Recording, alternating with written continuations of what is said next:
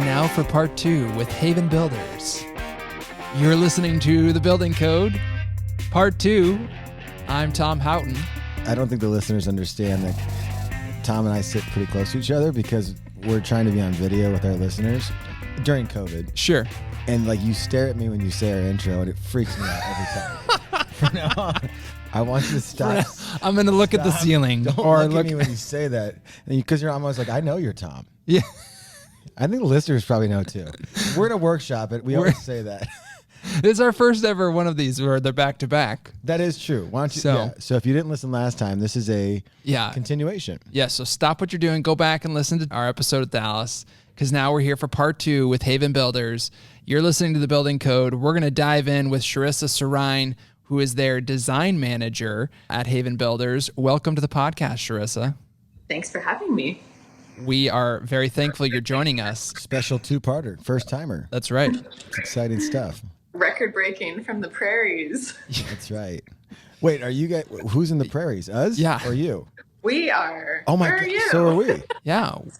Oh, well. That's perfect. You know, we're a technology company based in Omaha, Nebraska, and they call it the Silicon Prairie. I love instead it. of Silicon Valley, which is in, California. Yes. So we've got a connection. Saskatoon in the prairie. Beautiful. It's good. Dallas was telling us a little about Saskatoon. So just to recap, you guys have about 330,000 people. You guys are a luxury home builder there. I had a question for him about your clientele that I'll ask you later. That's a teaser. Ooh, so stay tuned for that question. Hollywood Tom taught me that one. that was good. That was good teasing. Thank you. We were just talking about Edgemont with Dallas, the new development, and we want to continue that conversation because, again, so developments, I don't know how many, like if you can share how many homes that probably will be going in there. One thing I think from a design perspective is that when you're building for a development and you have multiple homes going in, how do you approach that to make sure that they're not all kind of visually the same, if that makes sense? Maybe you can share kind of your insight with that. Absolutely. Yeah, so we're just in phase 1 right now. So there's about 45 homes in phase 1. There's going to be a total of 99 lots between phase 1 and 2. And there are hopes for a phase 3 and 4, but obviously that's down the road. So for starters, like we have 4 lots right now. But I feel like for us, we're always very focused on building unique homes. Like we've never used the same floor plan twice. A lot of home builders, they have their like top 5 plans and they might tweak, their exterior materials a little bit, change the palette up, but they're using the same floor plan. We never do that. I think it's like, it just goes against everything in our creative bones to do that. So, from a material standpoint, like it's going to be a high-end development. So we're doing either like fiber cement board, maintenance-free wood look products. So like metal siding to give you the wood look. But yeah, like we'll have some modern houses out there. We've designed a really cool sprawling mid-century modern bungalow with like this covered pool area. And it's just going to be the perfect place for, clients like your doctors, lawyers, people that want to get out of the city, but they don't really want like the full rural experience. Sure. Like they don't want to spend all weekend cutting their grass and pruning their trees. They want a great place to escape the rat race for a little bit, but still be able to get to the hospital within 5 minutes, which you can do from there if you drive real fast. There you go. If you're in a Tesla, you got a new Roadster sitting in the garage. Sure. You're probably offering electric charging. I would, so. Actually, we do. We just put that in our last house. We actually just had a client ask us to design their home based around the Tesla truck prototype. Yes. Oh boy. It's a truck, right? It is a truck, the Cybertruck. That's actually funny you mentioned that because their initial design, people started doing the math and they were like, everyone's garages are going to need to be so much bigger in order to even fit this vehicle. And so they've had to kind of come back a little bit on those initial sketches to be like, maybe we should have made it a little bit smaller. Yeah. I have to say that's like not on my top 5 design priorities. Same. That's a different episode. That's garage design. I mean, I thought it's a really good question because a lot of designers are definitely artists, right? And artists have tendencies. Like musicians have a certain style of music they play, and they don't really go too far outside that. Do you find that it's difficult to try to come up with something new, or is all like construction design sort of in your wheelhouse and there's just different variations of it for you? Yeah. You know what? I don't want to sound cocky, but I actually don't find it difficult. I find it like inspiring and challenging. And like, that's why I do this job, because I feel like just when we finally figure out how to do something, we're like, okay, let's like do a complete 180 and do something totally different. Like right now we're in the middle of a renovation, and it's like a Spanish colonial revival type design, which is totally out of our norm. Like, if you were to go on our website, if you've never heard of us, you'd think, okay, like they're a more modern builder, but then you keep scrolling and you see a bunch of craftsman homes, and then you'll see a mid-century home. And so people are like, what are you? Like, they can't nail us down. And that's what I love. And that's actually what a lot of our clients comment on, or people that, like, when they first come in the door, they're like, we just really love your style. Like, you have so many different styles. Because if you put yourself into a little box, like, we are the craftsman builder, that's not going to work. Like, that's not feasible for us in a market where we have 300,000 people in the city. Like, you're going to like reduce your ability to serve a lot of people. So I think being diverse is crucial to surviving, just in general.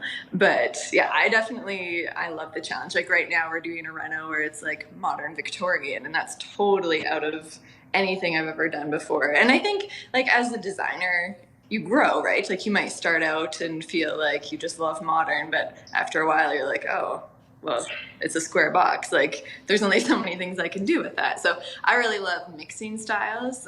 Like lots of people will be like, oh, I'm eclectic, but they don't really know what that means. So I think it's really fun to go through that process with people and like get in their head and find out what makes them tick. And yeah, that was the question I had. I'm glad you just brought that up. So many people don't know what they like, or they don't know what they like is called, or how to classify it. They can't define it. So how much is your job is education, asking the right questions, and then sort of guiding people down a path, which is your expertise? Like 94%. Yeah. I actually say design, and what we do is like 90% psychology and 10% construction and design. It's crazy. One assignment I usually give my clients if they're struggling is I say, make a pin board of everything you hate, which sounds negative, but sometimes if people can't dial in on what their style is, it's actually a lot easier for humans to be like, oh, I don't like that.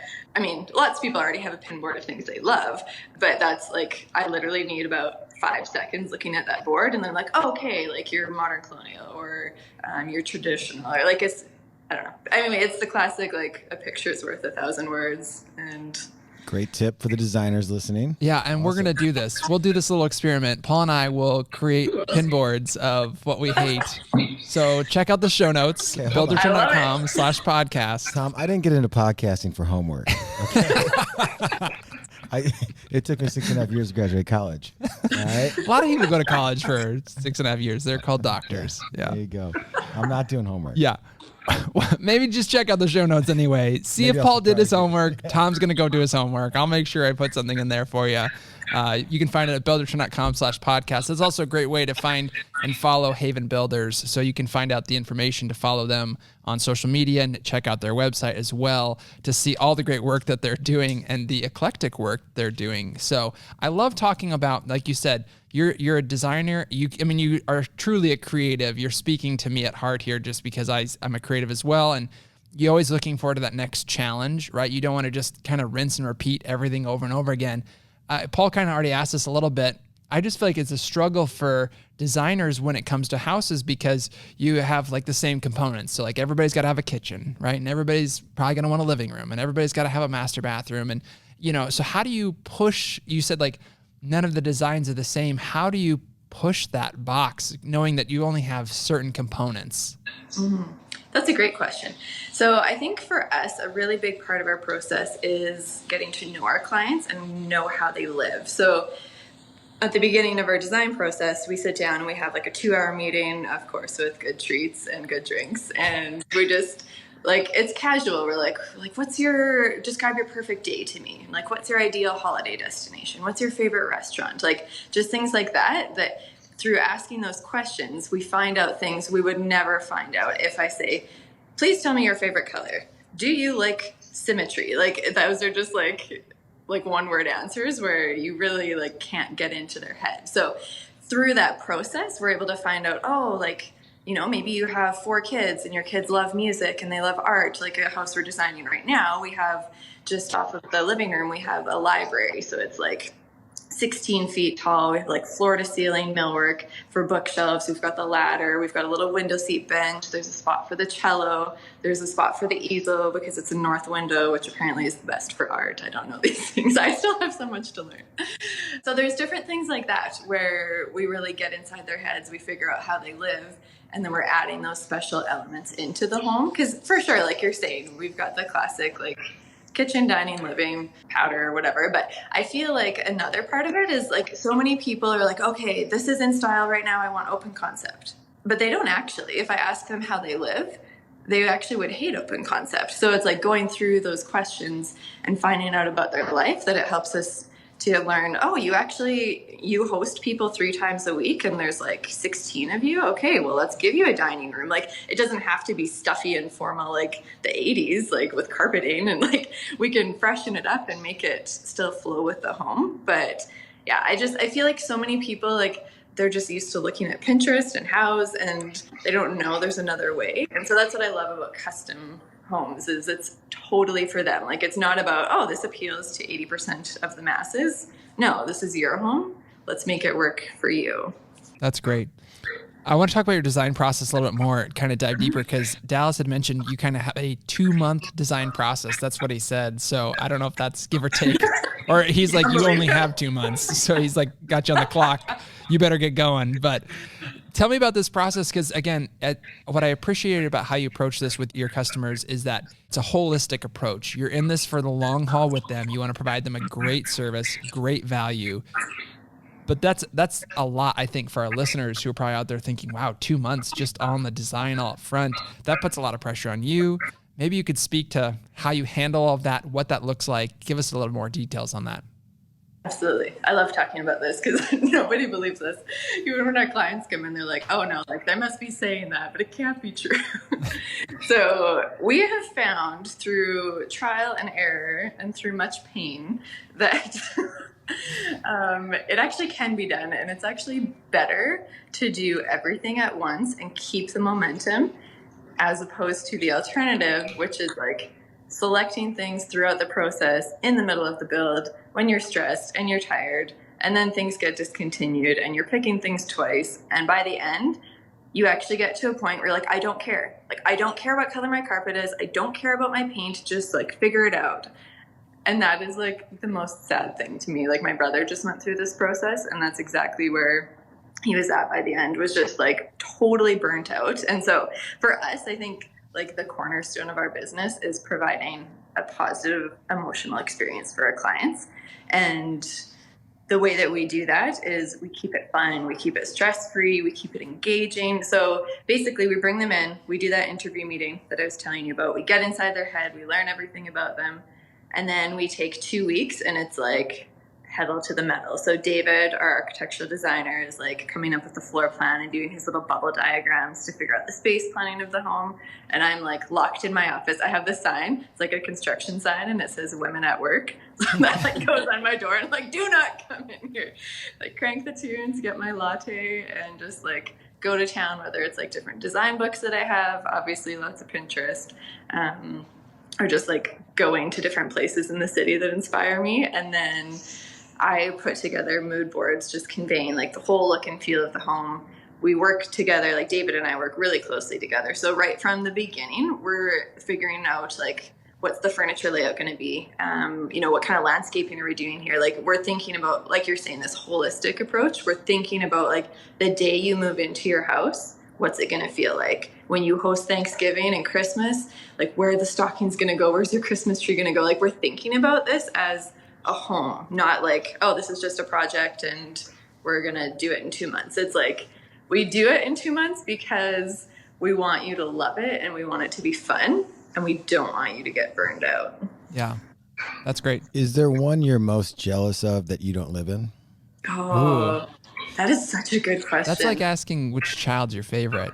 Kind of. You know, a little it's bit. true. Yeah, I literally feel like I'm giving away my baby when we have possession. It's like so Sure. emotional for me. Yeah. I feel like a lot of them are really awesome, but I would say there's two. So one is a cabin at Okima Beach, which is a lake like 2 hours north of here. So when you're in Saskatoon, it's like you're in the middle of the prairie. There's trees, but only because people planted them.